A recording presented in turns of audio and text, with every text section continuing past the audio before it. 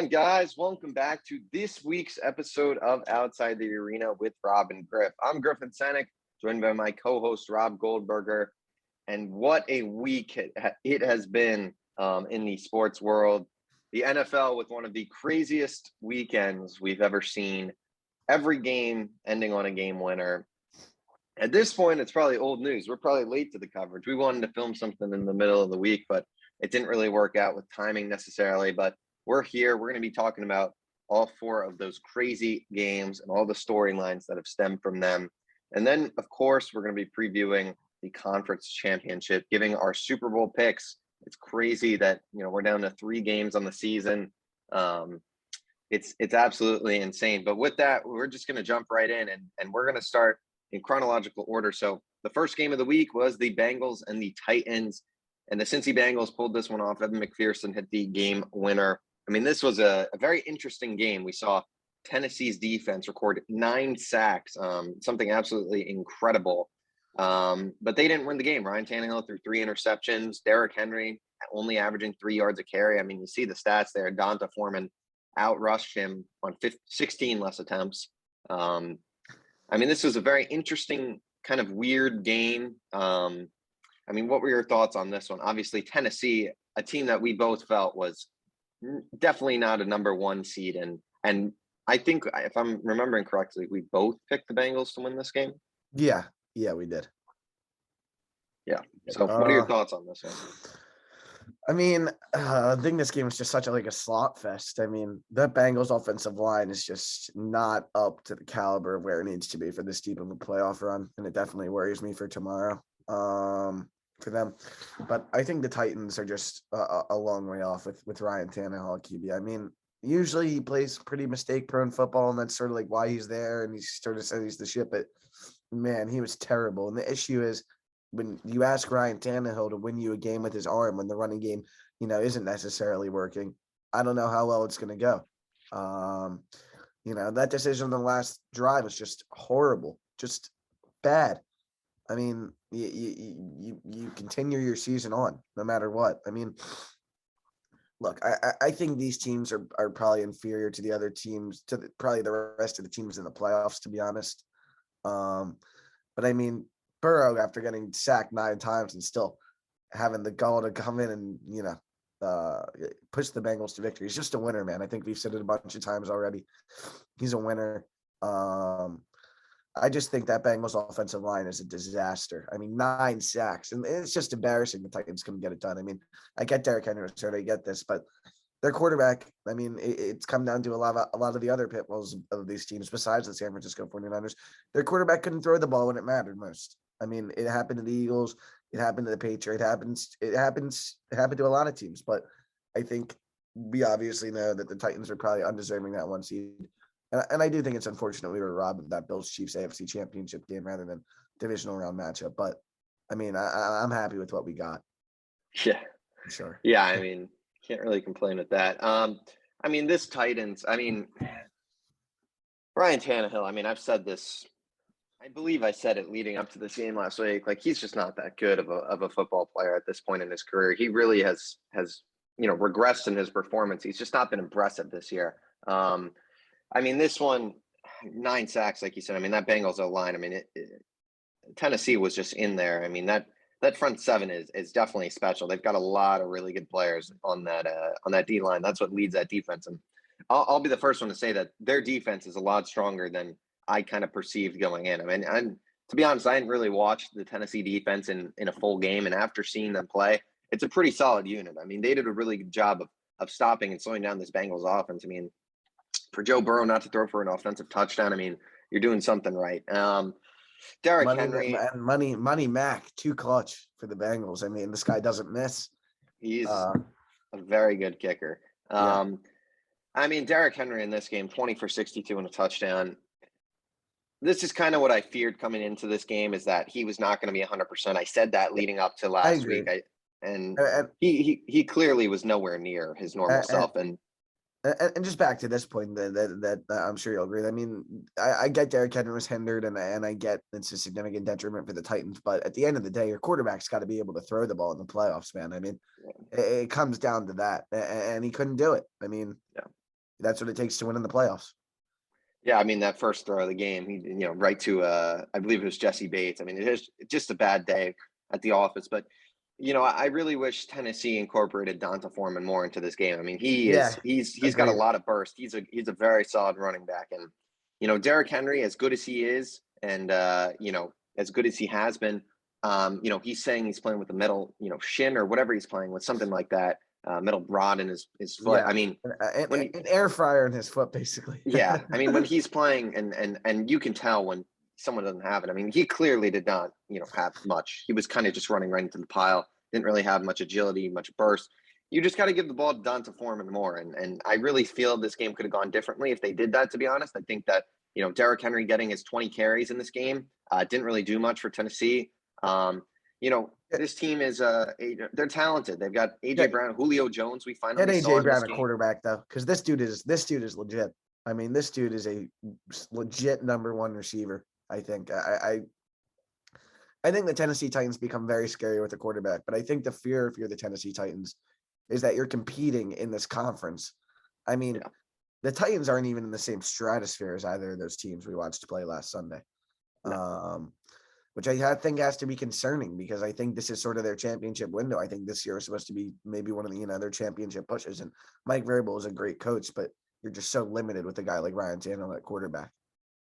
Yeah, I mean, you only can wonder. Imagine this team went out and got like an Aaron Rodgers. I mean, this would be honestly maybe Super Bowl favorites almost. I mean, then you're really talking with this team.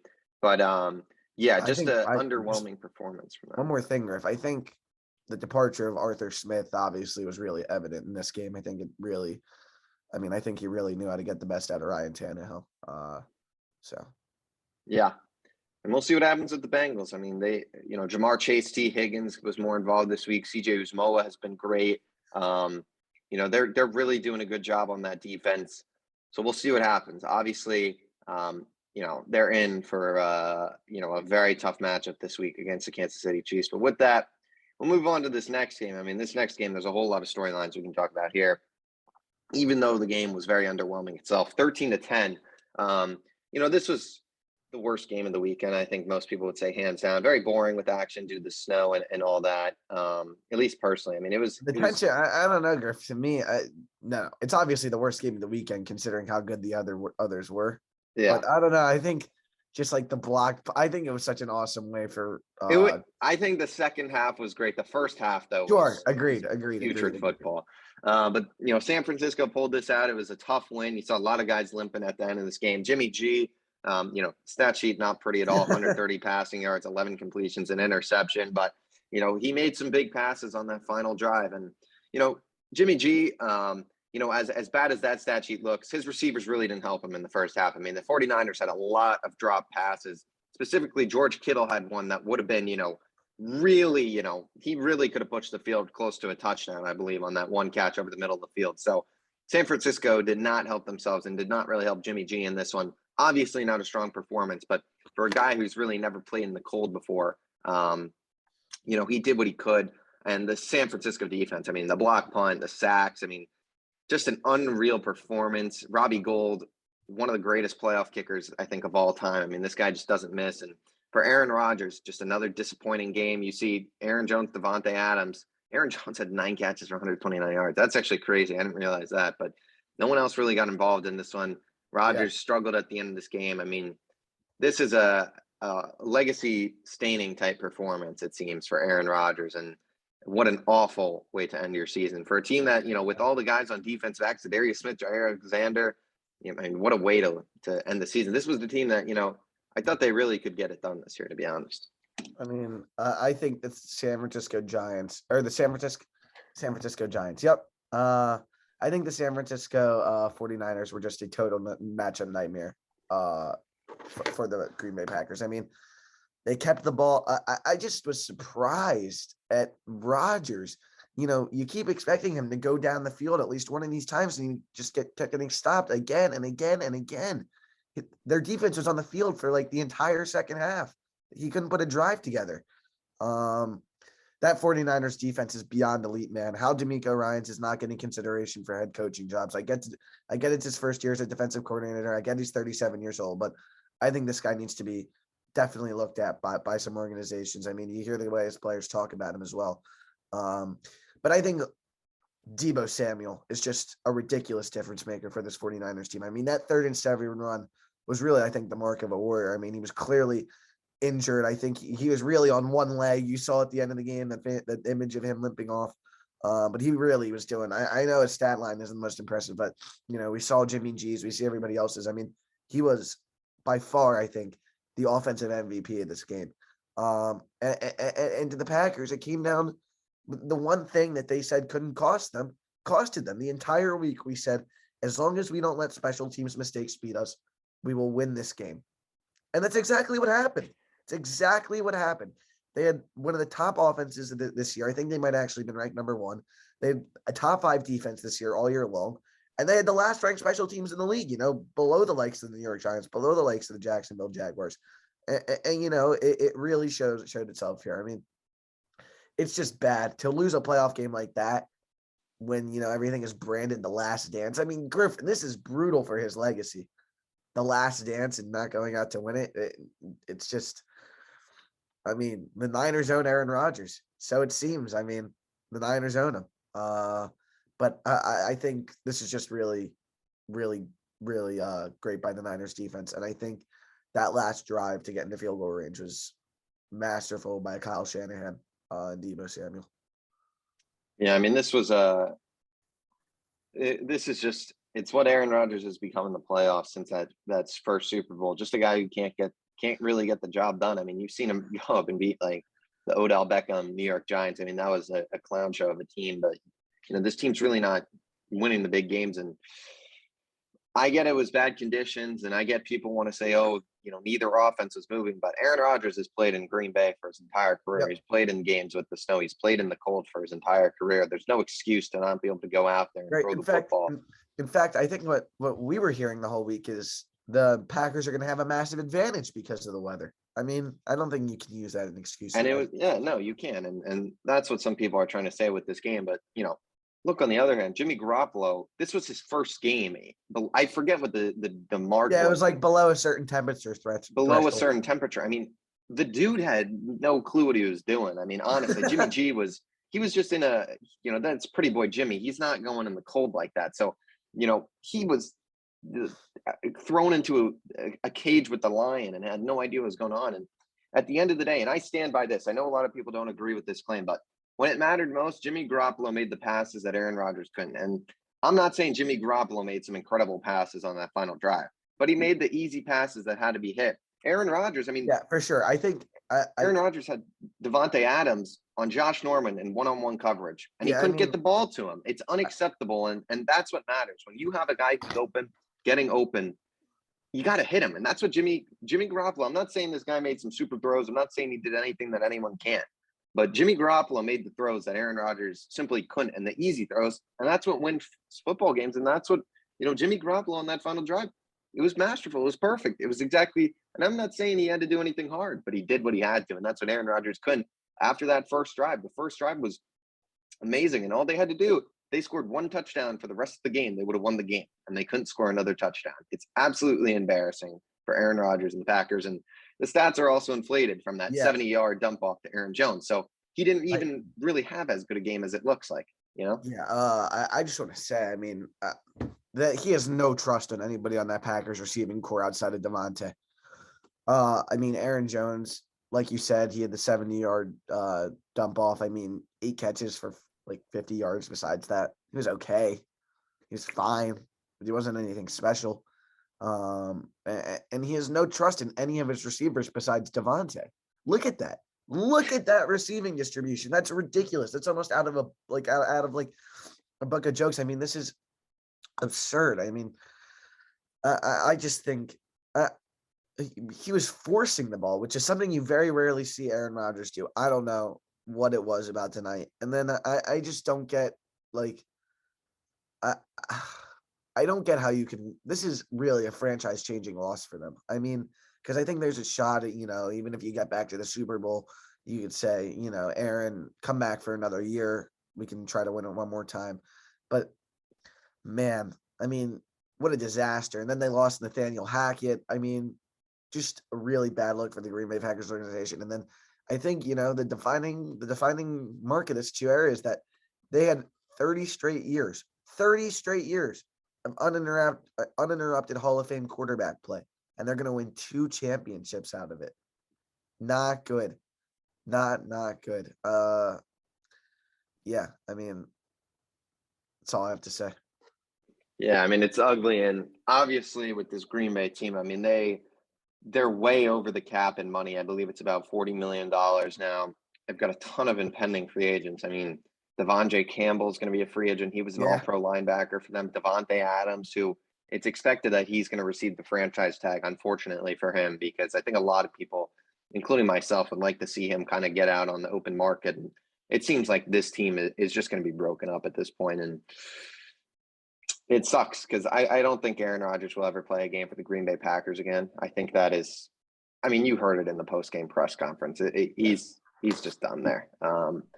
Where he goes, I mean, I have no idea. I mean, obviously Denver's got to be the favorite, just because Nathaniel Hackett's now there and that team is desperate for a quarterback. And at the end of the day, though, that's a tough division, man. I mean, going against the Chiefs, the Raiders we saw make the playoffs, the Chargers are only going to get better.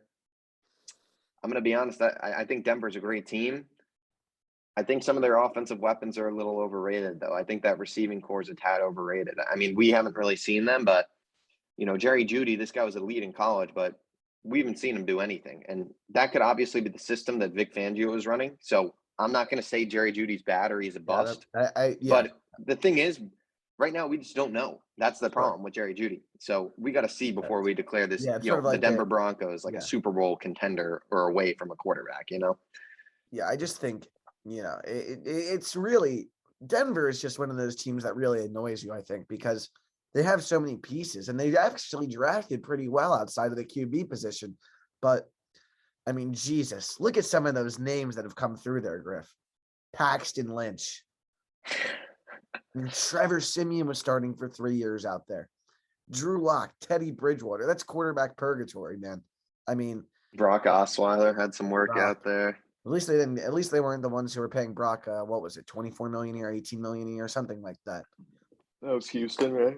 Yeah. But yeah, just. I mean, it really is. I mean, from a personal perspective, sorry to say, I think it's one of the funniest losses of all time. Like, to have all your chips in and then just lose in your first game is hilarious to me. And the funny thing about Rodgers is he can pick up and leave anytime. But for the Packers, man, just brutal. I mean, I think it is going to help to have as good of a coach. I think he's a really good coach. I have to say, as Matt LaFleur. I mean, I think he really did turn them around after Mike McCarthy somehow still has a job in Dallas, by the way. Sort of ran them into the ground. Quinn's staying too. I mean, they're running it back, it seems. Somehow those coordinators might be staying. I mean, Kellen Moore, we'll see. All that for a second place finish in the NFC East. So we'll see about that. No, but yeah. I mean, just an embarrassing loss for the Green Bay Packers. Yeah, I mean, real quick before we move on to Tampa, LA, where would you say? I mean, I think we both agree that Aaron Rodgers will not be a Packer. He could retire, obviously, but if he does stay in the league, I mean, what team do you see him ending up on? Well, he says he wants to go play wherever Rodgers is going to play. The issue is Rodgers isn't going to go to a team with $30 million available in cap space. He also wants MVS. He wants both of them to come with him. I don't know if you saw that. Yeah, he wants Devontae, and I mean that's just not going to happen. But right, Devontae will get the tag. I mean, that's. I think he's going to play in Green Bay next year. I got to say, I think he's going to play in Green Bay, and then I think he might be out after that. It's hard. It's so hard to predict where a wide receiver is going to go because, to be honest with you, I think there's a really surprising one I'm going to say actually. If he was willing to put up with a mini rebuild, and if Trent Baalke were to get fired, which we should touch on that situation in a little bit anyway, if Trent Baalke were to get fired, I think the Jacksonville Jaguars would be a great fit for Devontae Adams. I really do. I understand he's probably not going to want to put up with the rebuild. I understand he's not going to want to, sort of watch this developmental years, but I think he can really elevate Trevor Lawrence's game to a whole new level. I think, especially if they hire Byron Leftwich out there, I think it's a pretty attractive place to go, if they weren't bottom feeders. But I mean, their front office situation is kind of a disaster over there. So Yes. Yeah, I mean, I think Devontae Adams, he's going to get the franchise tag. I have no doubt about that. So I think we'll wait till next year to probably see him hit free agency. But maybe since they're so screwed with the cap space that they'll let him, I just don't see it. I don't see any yeah. scenario in which Devontae Adams is not a Packer Well, I next think year. it's also important in the context of they want to get the best evaluation of Jordan Love they can next year. Yeah, we'll see what happens. I don't know, but Packers are going to be a team that we'll be talking a lot about through the offseason. This game was what appeared to be a blowout, but it's Tom Brady, so it's never quite over. 27-3 at one point, and it got to 27-27. It's just insanity. I mean, this game just further proves, even though Tom Brady was not great in the first half, but it just proves this guy's it's just honestly, like I was thinking about it. I think it's just honestly like an aura thing at this point with Tom Brady. Like when you go up that big, I saw, the other team just starts to panic and to start just giving the game away. It's like the weirdest thing. I saw this tweet and it was like, crap, what did it say? It just escaped my mind. It was like Tom Brady's the only guy who could be down 27-3, and we'd have no doubt that this game is going to be competitive by the end. Like, I just think some of those mistakes the Rams were making, though, were just weird. Like Cooper Kupp fumbles. He never fumbles. He never drops the ball. Yeah, that Cam Akers fumble. It seemed like Cam Akers was a mess. I mean, they really need to probably start Sony Michel. Get him. This cannot be a 24-1 split this week against San Francisco. I mean, Cam Akers. I think Cam Akers is also like, Cam Akers. I mean, I just don't understand how he's playing. I know we've touched on it before, but his Achilles exploded like 6 months ago. I mean, it's a modern medical miracle. But by the way, I do just want to touch on these Rams receivers because they were great today. Both Odell Beckham or last week. Kupp and Beckham, man. I know Kupp is the undisputed number one. He won the Triple Crown this year, but Odell Beckham has been huge for them. He has been a huge find. I just think that route by Cooper Kupp to shake Sean Murphy-Bunting on the second to last play of the game, A+, man. This guy is just elite. And I think it's very cool to see Sean McVay not completely handicapped by quarterback play. That's all I have to say. I think, and man, the Rams, this is a tough one to analyze because the Rams really dominated this outside of like the last 6 minutes. Yeah. And even then, the Bucs are really only let back into the game by the Rams choking. I mean, fumble after fumble after fumble. Or fumbles, yeah. And really, I mean, if Stafford doesn't complete that pass to Kupp, I mean, I think you and I are probably having a completely different conversation right now. But they didn't. And I think making a quarterback, I think just this one game, there's just this one game sample size that making a quarterback really does make all the difference in the world because I don't think Jared Goff is making that throw in that situation. I have to be honest with you. And on the Bucs side of this, I mean, their offensive line, I'll take a word out of your book, was putrid. It was disgusting. I mean, PFF even, I know not everyone's favorite, but PFF even had their blocking grade is lower than the Bengals offensive line, which is kind of a disaster. Listen, Tom didn't have his best game of the year, but I think he made enough winning plays to get this game done. I got to say, I just think missing Godwin and Brown. I think I get that they have a lot of other weapons, but I think my point is that, when you have these two guys so molded into your offense, it's when they're removed, your entire offense totally different. Yeah. But I'd be very interested to see how this game played out if Tristan Wirfs was healthy. I mean, I think that made a huge difference. I think everybody knew it was going to. Von Miller was just having a field day, and Aaron Donald lining up on the backup left tackle was just, or right tackle rather, was not a fun sight to watch. But yeah. I mean, the Rams, I don't think they're that good, but I think they did enough to get the job done. Yeah, I mean, one thing you haven't even touched on is Matthew Stafford. And I know you're not a huge Matthew Stafford guy, but No, I Man, gave him this his was credit. I gave him his credit. I said he made. I touched him. I said the quarterback play made the difference for the Los Angeles Rams from this year compared to years past. okay. But Matthew Stafford, I mean, this was Yeah, great a game. career-defining game for him. I mean, this was Matthew Stafford is a sensational player. I mean, you really wonder what he could have done if he wasn't in Detroit for all those years. I mean, he's got the talent, and he really played a perfect game in this game. I mean, you look at the mistakes the Rams made. Cam Akers had 2 fumbles. Cooper Kupp had a fumble. The center snapped the ball to midfield. I mean, Matthew Stafford did not throw this game away in any capacity. He, won them the game when they had to, and he made the throws. I mean, it was a masterful performance from Matthew Stafford. And, this guy is he knows there's a lot of pressure on this team to, they've put all their chips in. I mean, we were talking kind of about Tennessee putting their chips in. I mean, and Green Bay even, but LA has put their entire future into this season. I mean, it is literally this one season. Odell Beckham, Von Miller, those guys are free agents at the end of the year. Yeah, Who knows what's going to happen? This is their one season. I mean, it is Super Bowl championship or bust for the LA Rams. They don't care about making the Super Bowl. They did that a few years ago. Super Bowl championship or bust. And Matthew Stafford has met the adversity head on. Cam Akers, I kind of said it earlier, but I mean, I really hope to see a different game plan this week in terms of the rushing attack. I mean, I know Cam Akers is Well, probably better. I really think I do think it's so goddamn hard to run on the Tampa Bay Buccaneers, Griff. It's so hard to run on them. I agree, but 2 fumbles and averaging No, 2 yeah, yards I mean Akers definitely. it just can't happen.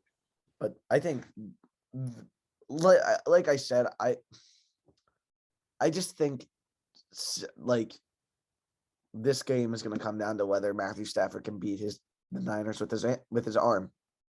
They tried to make Rodgers do it last week, and he couldn't. I mean, I get the importance of the rushing attack, but I think even when the Rams had a really strong rushing attack, it wasn't like a couple years ago, and a mid quarterback, below mid really, but a mid quarterback in Jared Goff, it didn't make a difference. But I just think this all relies on Matthew Stafford. I do. I think as he goes, this Los Angeles Rams team goes. Yeah. I mean, we'll see what happens. And on the Tampa Bay side, Tom Brady, you kind of said, but he did what he had to get this team back in the game. I mean, they really struggled in that first half. And like you said, I mean, without Tristan Wirfs, and then I believe even their backup right tackle went out, and they had, their third stringer rookie from Rice going up against Von Miller. I mean, it's just a nightmare matchup. And, there's been rumors. I know CBS Sports has reported that, people close to Brady believe he's retiring. I'm not going to believe it until I hear, Jason Schefter. Lockenfora, who reported that, has been wrong many times. So we're not gonna. I don't think he's the trustiest guy. I do believe Tom Brady will come back for one more season. I think it's clear that, he realizes that he's getting close to the end. I think last year he really was like, yeah, I'm going to keep playing for a long time. And I think now it's we're starting to see the shift where next year, I think, and I hope he comes back for one last and makes it known that this is his last season, because I think he should, have a farewell tour for the ages type deal where every stadium he's going to, they're honoring him. They're giving, like they do in the MLB. They do a really good job of that. When the legend retires, they give gifts at all the stadiums and all that. I mean, I think with Brady, I'd love to see that with him. I think that would be something that's super cool, and he absolutely deserves that final run. And Tampa Bay, I mean, they would be poised to, go back for the title. I mean, I don't know who their free agents are. I think Gronk, honestly, if Brady doesn't come back, would probably retire. I think Gronk and Brady, I think they should run it. And it's Tom Brady. This guy loves the game. He loves the competition. He's not going to end on a loss like this. How many times has he said? Like, how many times has he said, I'm going to play till age 45? So to me, it'd be like a little weird to retire 1 year before his age 45 season. But yeah. I think we're going to see Tom Brady, Rob Gronkowski come back for one more season. I think the Bucs, I don't think they're going to run it back with the same team. I think Leonard Fournette will be back. I think they're, going to try and bring Godwin back. I think we're going to see this team try and run it back one more time. And then I think this team might honestly just have to really rebuild for a bit. And we'll see what happens. I mean, they've got a lot of talent, but yeah, what a game this was though. I mean, We were thinking game of the weekend with this one, but boy, were we wrong. All right. So with that, we're going to talk about this last game. And I mean, this is probably going to be a lengthy. There's just so much to talk about with this. I mean, Yeah. Josh Allen, I mean, this guy is, I think this was a game between the two best quarterbacks in the National Football League at the moment. What a performance. I mean, Gabriel Davis, 200 yards, 4 touchdowns. I mean, masterful from Josh Allen. This guy was near perfect. And But not perfect I'm enough. gonna be honest. I don't think there's any way the Chiefs don't win the Super Bowl. I don't think Yeah, there's a to team me, out it's there that just can. like the Bills, I think, are ridiculously good. I think they would I think the Bills would smash the Los Angeles Rams and the San Francisco 49ers. I really do. Yeah. But the Kansas City Chiefs, I mean, this game was just special. Probably the best game I've ever watched, easily. Easily, yeah. Outside of Super Bowl 52, of course. Yeah, I mean, that's different for you. Yeah, no. But Patrick Mahomes, man. Dude, I mean, this guy is on a different planet. Look at the rushing. 69 yards rushing. We never see. I mean, this guy, I'm sorry for interrupting, but this guy was untackleable. I mean, these two teams were just, I don't even know what to say. They were operating on such a high level. It's just like I think Josh Allen sort of solidified his status as QB2 in the league. I do. But I just think Pat Mahomes is a different animal, man. I just think it's crazy. Like, I just don't think you can ever have a moment of doubt with him behind center. And I can't believe people in the league. Sorry, I'm going to go back on a rant. Just let's tie back things from week 3 or 4. The league has figured him out. Blah, blah, blah, this. It annoys me when he gets compared to these quarterbacks, right? Like, I'll give you even like a Lamar Jackson or like, I'm sorry, even like a Joe Burrow or even a Josh Allen. I hate to say it. When he's a Super Bowl MVP. He's won the Super Bowl. He's gotten to the summit. The rest of these guys haven't. And he's the MVP. None of the rest of these guys besides Lamar have even won an MVP. I don't get it. How could anyone have doubted this team? How could anyone have doubted him? I get the team because that defense was looking worrying. But how could anyone have doubted Patrick Mahomes? I mean, that rushing attack was potent, obviously, as well. But everything was. And back to the Bills side. I mean, Gabe Davis, this guy was dropping defenders all over the field. I mean, it was unbelievable. I mean, I don't want to make it sound like I'm discrediting Josh Allen because these two guys put up the 2 best quarterback performances of the year in the same game. And these two are both superhuman. I mean, the execution was flawless. It's just, how can you play perfect and still lose? 13 seconds, man. That's all you can ask out of your quarterback. But I just think, I also, I'm just going to bring the attention to Tyreek Hill here. Because I think there's a lot of passion with these new receivers, and I get like Jamar and I get Jeffy and I get that these are great receivers. But to me, man, sorry, one receiver in the league I can take tomorrow. I'm taking Tyreek Hill on my team. I gotta say, I think he shows up when it matters most. I think he's the clutch receiver in the league. Griffin, people forget he's only 27 years old. Think about what he's accomplished by age 27. Him and Pat are 27 and 26. How scary is that? I mean, I just think like his burst of acceleration on that 64-yard touchdown was like, it's like watching like a god run, literally. Like the cheetah run, literally. Yeah, it's a literal just cheetah. Yeah, just Mahomes is just. What are your thoughts, Griff? Sorry, I'm going off on a little. I mean, this was it's just hard to believe what you watch with this team. Kansas City. I mean, honestly, what's most mind blowing about this game and why I think Kansas City is just not going to be stopped.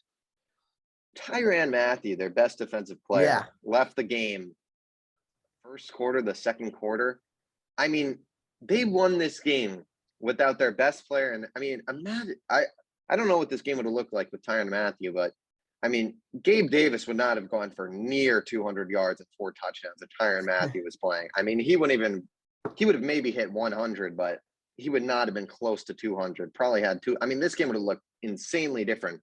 And Kansas City pulled through. And that's why I think, I mean, we've talked about the Cincy Bengals, how in the regular season this team was perfect, and Kansas City was kind of messing around in that second half, not really going full steam, and they barely squeaked it out. I mean, Buffalo was perfect in this game. You cannot look. The one thing that this team, yeah, the worst execution of a 13 seconds I've ever seen in the NFL, and I mean, you can talk about squibbing the kick and one thing. I mean, Kansas. I mean, another thing you brought up Tyreek Hill. I'm going off on a tangent here, but this dude's ability to return punts. I mean, once they had to re-kick the punt, I was like, I mean, good night. I mean, he's gonna just run that for 40 yards. I mean, that was a joke, but I get the squib kick. Yeah, the squib kick in my mind, I think he would really had to perfectly execute in order to truly chew a ton of clock because with some of the, I mean, I don't they know would have who was taken on it and that. kneeled down. Probably they would have just taken it and kneeled down. Yeah. I don't know who was on the return there, but I mean, if you've got guys like McCole Hardman, Byron Pringle, and these guys are getting the ball at the 20, 25, I mean, that could be really dangerous for Buffalo. I mean, that's what I think you got to look at there. And, I just think I would have squibbed it. But I can understand, especially with the Chiefs and some of those guys, why you kick it out. But I mean, the defense, the dump off the tire. First of all, you shouldn't be rushing 4 there. That's a mistake because you should probably be rushing 2 people, if that. I mean, I don't even know if I'd send a guy to the line of scrimmage.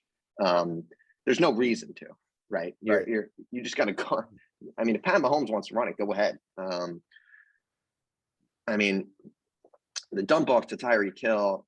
I mean, they just gave him 23 yards. I don't know what they're doing. And then, I mean, I know it wouldn't matter, but the refs just put a second on the clock, which I don't really know if that was should have been there. But and then to Travis Kelce, I mean, just leaving him in one-on-one coverage with an open center. 7 to 8. They put it from 7 to 8 seconds, but it wouldn't end up mattering. It wouldn't. I know it wouldn't have mattered, but I mean, that was a little. I'm gonna be honest, it was a little fishy because he looked like it was about 7 seconds when he was down. But regardless, it wouldn't have mattered. We're not going to talk about that. Travis Kelce, I mean, this dude's just. I've been talking about it for weeks. This team is just when they get Travis Kelce involved, they're just nuts.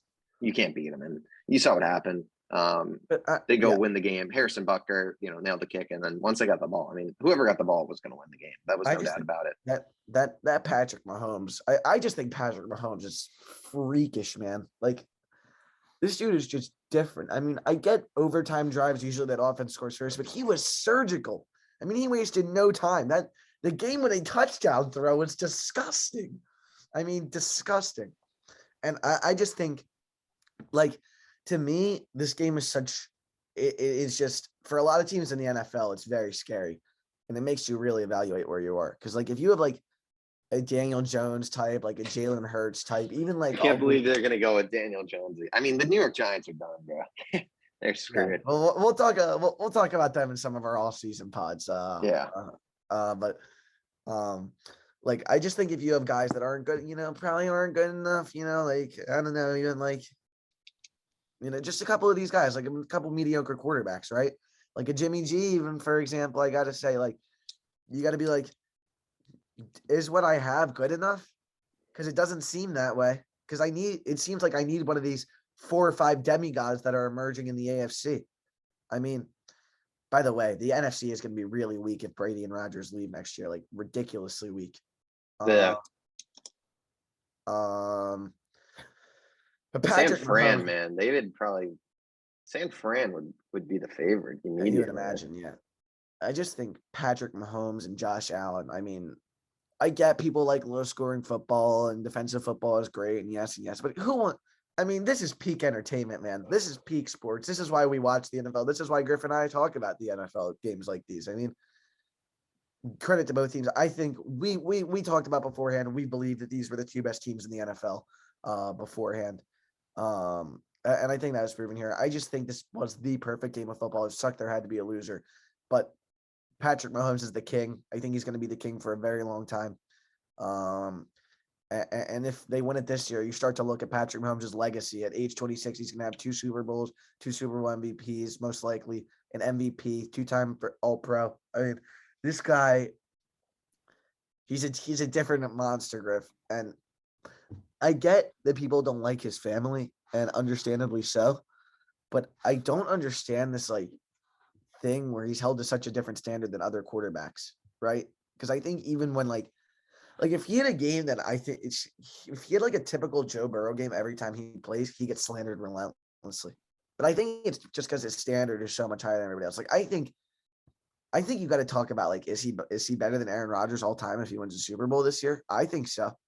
Like, I just think this dude's legacy and stat resume at age 26 is unmatched. And I don't think I've ever heard such like a disrespected great athlete.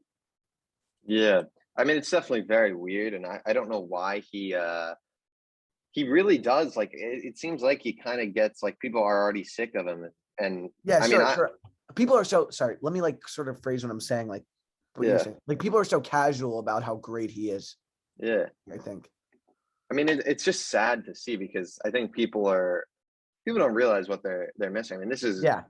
it's just pure greatness. And look, I get some people, his brother on TikTok, his wife was spraying champagne, but at the end of the day, I mean, I do feel bad because, it's his family at the end of the day. Right. What Everyone is has he gonna different families. Like, right? and What I'm sure people he want loves to his come family. out and Like, like say he hates his family? Like, what do you want this guy to do? Like it's his yeah, I brother. mean, he doesn't hate his family. He's been with his wife since high school. Like, people got to chill. And it's honestly, it is very, I think it honestly is just a sad thing about society that people are just attacking this guy's family, just like, Yeah, for I mean, sure. as much as they are and making them hate him. Like, to be honest, like, yeah, like, his brother on TikTok, it is what it is. But like, I'm not going to not like this guy and appreciate his Sure. greatness because of that. And his wife spraying champagne. I mean, all the things about that were just outrageous. I mean, if you're at that game and you get sprayed with champagne by In the Patrick freezing Mahomes' cold. wife, you're not going to care. He's like, Right. In the freezing. Right. That's what I was saying. Like I was like, these dudes have been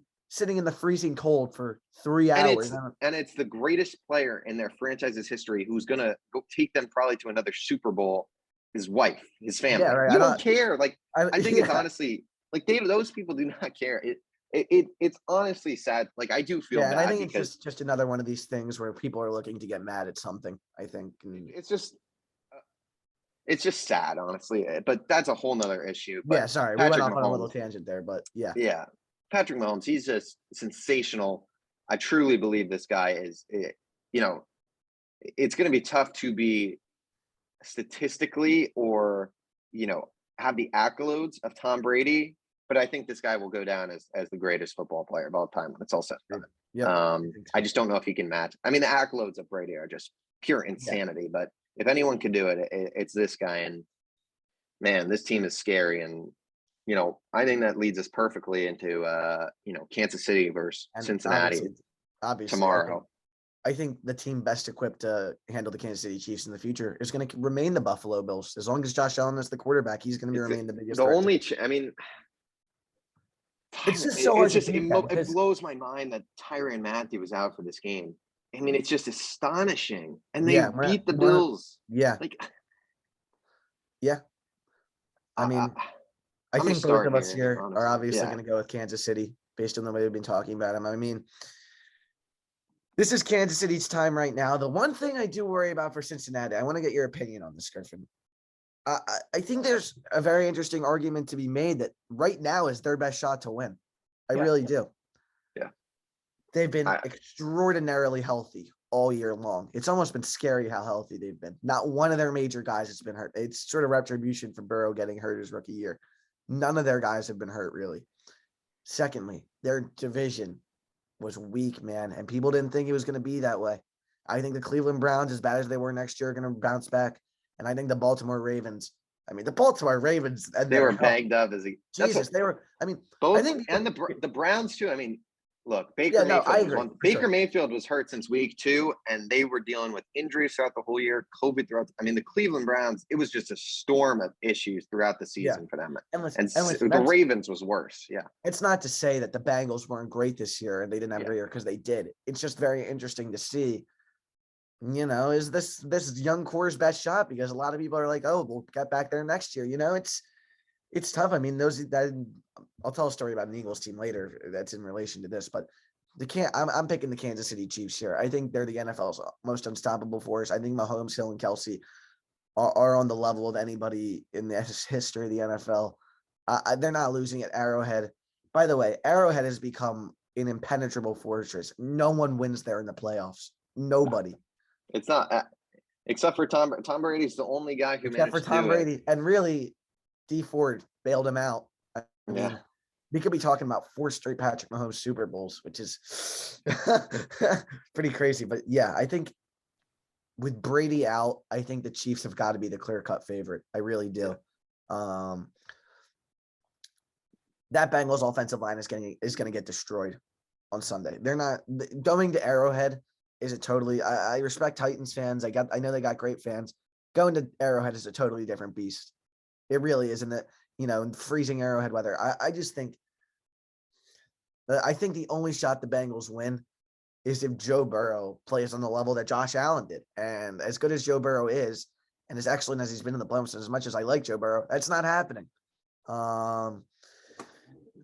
Like you said, we've just mentioned this aspect of like having to play the perfect game to beat the Chiefs, and even then, you don't. It kind of people keep pointing to the Bengals beat them at home week 16 or whatever it was, blah blah blah. The Kansas City Chiefs, I think, have almost become the Warriors or LeBron Cavs of the NBA, sort of where they sort of meander about in the regular season. They do enough to get them a top 2 or 3 seed, and then say we'll go win everywhere we go in the playoffs, and they don't have to go anywhere in the playoffs 99% of the time.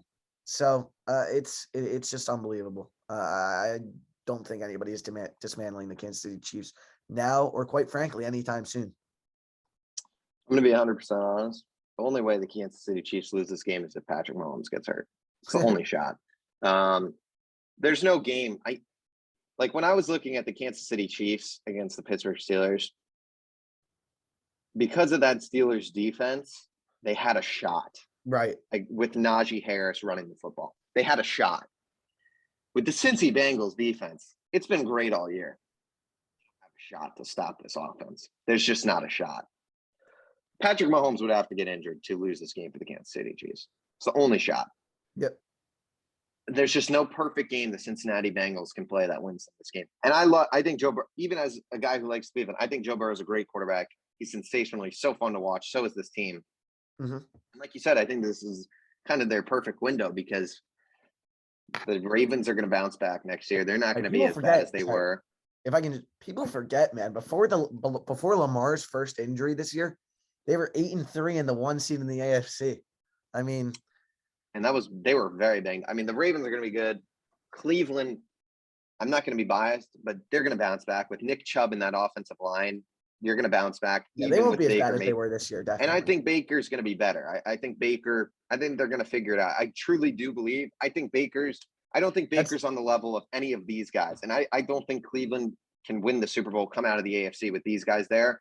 But I do believe that injury really did hinder him. Yeah, I don't think that team will be as bad as they were last year, certainly. No, I think they're probably going to be a fringe playoff team or so. And they're going to make moves most likely. They've got some cap space, but I agree. I think this is Cincy's year to potentially win it.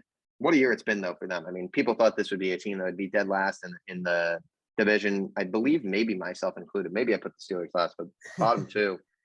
What a year it's been. Joe Burrow, just sensational. But, yeah, I mean, this team, there's just no path to victory. I mean, we saw that last week with Buffalo, who had the number 1 ranked defense. Even with Trey White out, this is a sensational defense. And Josh Allen playing perfect, and they still lost. Like, that's what I'm saying. Like,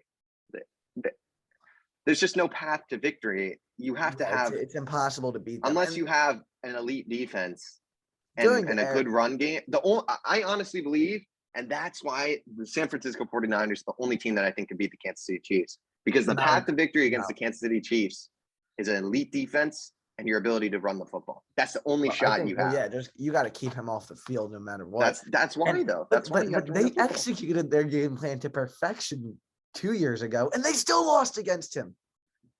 And they still lost. They didn't have. I think it's gonna be. I think this year would be very interesting. San Francisco and Kansas. Oh yeah, definitely. With Deebo Samuel, I think it's a whole nother beast to handle. I do want to touch on one thing about Kansas City is that this team is vastly improved from last year, which is pretty crazy considering the offensive line. I mean, I was just going to say the offensive line. I mean, I'm not really sure. No major NFL people have really touched. I mean, they have, but it's not really been a huge topic of discussion. But this team rebuilt their entire offensive line in the offseason, Griffin. I mean, this team and 2 of them are rookies. They saw the Super Bowl. I mean, I got to give credit to the Chiefs because they know. I like how the Chiefs operate because they know that they have a once in a lifetime player that will win them Super Bowl upon Super Bowl if they get him the tiniest bit of help. And they saw that Super Bowl last year and said, this offensive line isn't good enough. We'll trade our picks. We'll do anything we can. Joe Tooney get here. Trey Smith has been unbelievable for like a 4th round pick. Creed Humphrey has been maybe beside Jason Kelsey, the best center in football. That offensive line has been fantastic this year. And it's just such a huge difference. We saw that offensive line get blown up in the Super Bowl. And I got to say, Chris Jones against the interior of that Bengals offensive line, Griff, it's not going to be pretty. Yeah, we'll see. I think Tyrann Mathieu is going to play this week, I believe. Yeah, sounds like it. Yeah, I'm going with the Kansas City Chiefs here. Yeah, I mean, it's just crazy. I just don't believe. I think there's one way to beat the Chiefs, and it has to be a top 3 defense or so. You got to keep Patrick off the field for 90 and you got to run the football. That's the only path to victory. You're not going to outthrow. We saw this week that you just can't outthrow the Kansas City Chiefs, and you can't beat them in the passing game. And that's the Bengals' strength. And Joe Mixon's a great player. I don't want to say he couldn't win them the game on the ground, but it's just the defense is not going to be able to stop the Chiefs. You need a defense that's going to limit them. And Bengals have a good defense, but if they're running Eli Apple out there, who knows what's going to happen. All right, this game, I feel like we've kind of both spoiled. Well, I feel like we both kind of given away who we're picking. But San Fran, LA, I believe San Fran's beaten LA the last 6 times they've played this year. LA, they have the home field advantage for here on out. Theoretically, they're at home, even though this is going to be they have home field advantage this week. They're playing in their home stadium. Obviously, I think San Francisco will have the much bigger fan base and support there. Which is pretty messed. That's not a good look for the NFL at all. It's an unfortunate situation because LA is one of those kind of I think it has the impression of like a bougie type town, like a lot of like bougie type celebrity type town. And look, they didn't have football for so many years, so it is hard for some. It's not going to be the same diehard passion that you grow up on. It's like I don't San get Francisco. it That team is bred and born there. I get that the Chargers were born in LA, or I get that the Chargers had never played in LA, and I get them, but the Rams played in LA for a million years. I don't know how they don't have a fan base there. That's a little weird to me. I don't know. I don't know why we need 2 teams in Los Angeles, but keep going, Griff. Sorry to interrupt you. No, you're good. But I'll start here. I'm going to go with the San Fran 49ers here. I just think we kind of talked about it before we got on here, but San Fran just has LA's number at the moment. As good as Matthew Stafford's been, as good as I've said he's been, I think he's due for a turnover or 2 in this game, to be honest. I think it's only inevitable that he throws an interception or 2. And as good as LA is, San Fran is just on another level. And I don't know if Andrew Whitworth's playing this week. If he's not, I believe that's Nick Bosa. I don't even know where Nick Bosa lines up anymore, but let's see if there's nothing down here, but we'll see what happens. But I think San Francisco, I just think there's it's such a good team. And this team has already beaten the Dallas Cowboys. They've already beaten the Green Bay Packers. They've shown they can beat anyone. They've shown they can stop anyone. Deebo Samuel, just a sensational talent. I think this could be a huge game for him. And George Kittle, I would like what I saw last week. Even though he had the drop, he was more involved, and that's what this team needs. They just need to get him the ball more. He's just such a sensational player, and as good as he is blocking, and they might need him this week to block because you're going up against Von Miller, Aaron Donald. You're going to need some help, but I do believe that George Kittle's a huge difference maker that people sometimes even forget about on this offense because he's blocking so much at the time, as we saw in the Dallas Cowboys game. But yeah, I'm going to go 49ers. I just think they have their number, the Rams' number. And I just think this team, it's insanity that Jimmy Garoppolo will be the starting quarterback if things go as I say for 2 of the last 3 Super Bowls. San Fran, this was a team that midway through the year, they were really not looking good. They were below 500, and they barely snuck in the playoffs. And it's pretty crazy because the Titans beat them in week 15.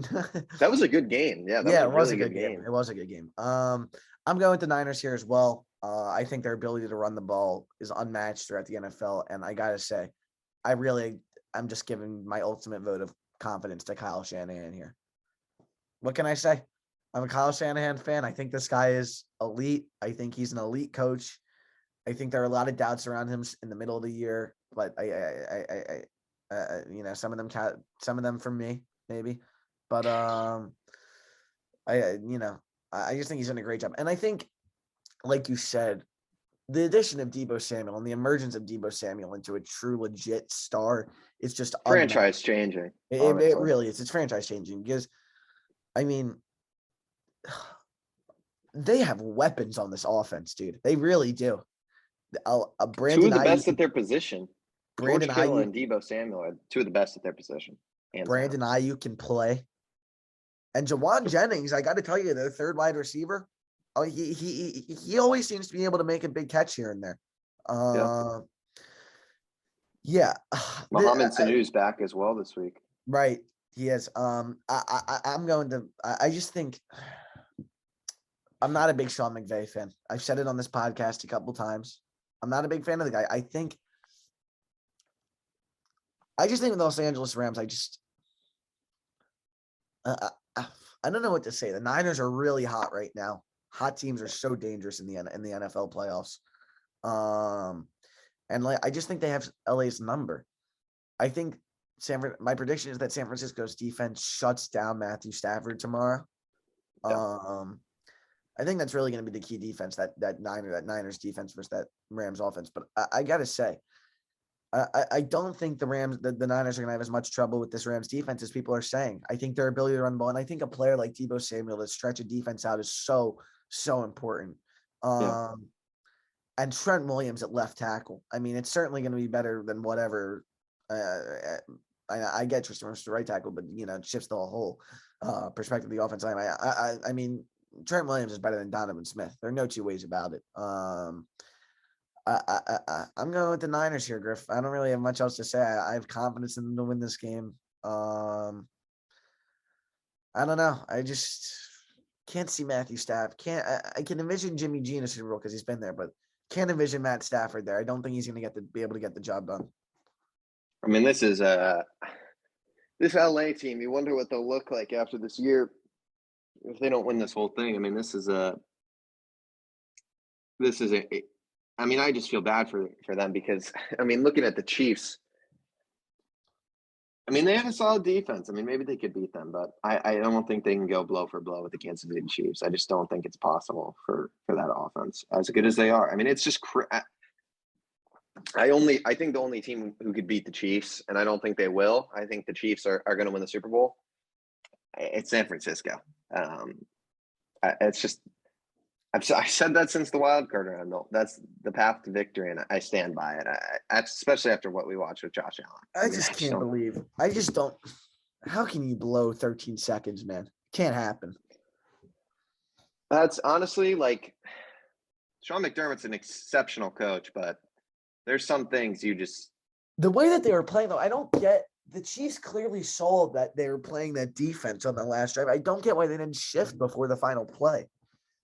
Two defenses, by the way, this weekend making really boneheaded decisions in the last 20 seconds of a game. Yeah, I mean, we saw the Rams and the Bucs. The Rams, yeah. What was that? The Cooper Cup. I mean, that was bad. They're half the defense. Yeah, brutal.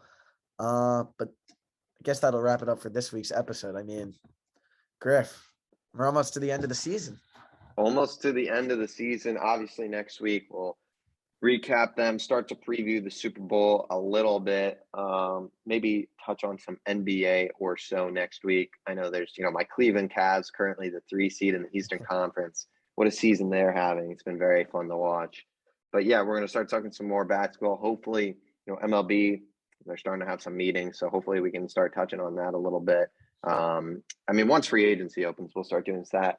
NFL draft, once we start, the season ends, we're going to start mock drafting every few weeks or so. I mean, it's going to be a fun time. So stay tuned for all that. Maybe we'll work some guests, get some interviews. It's been a while since we've had an interview, I know, but those are always fun. We've got some potential contacts in the pipeline. So we'll reach out, see if we can get some talent, some guys here, get some good interviews for y'all. But with that will do it for this week's episode of Outside the Arena. go check us out on Spotify, Apple Podcasts, at Outside the Arena. Make sure to subscribe, like, comment. We really appreciate it, all the support. And yeah, follow us on our Instagrams, our podcast Instagram. That's all going to be in the description. And with that, enjoy conference championship weekend. I don't think it'll be as good as last weekend. Unfortunately, I don't think anything could be as good as last weekend, but I'm sure the games will be good nonetheless. I'm really excited. I think both these matchups are going to be good. I don't think we're going to see. I think you might look at Kansas City and think it might be a blowout, but Cincinnati's got a pretty good offense. I think they'll be able to keep within range. I just don't think they're going to be able to get the job done. But yeah, with that, thanks for watching. We'll see you all.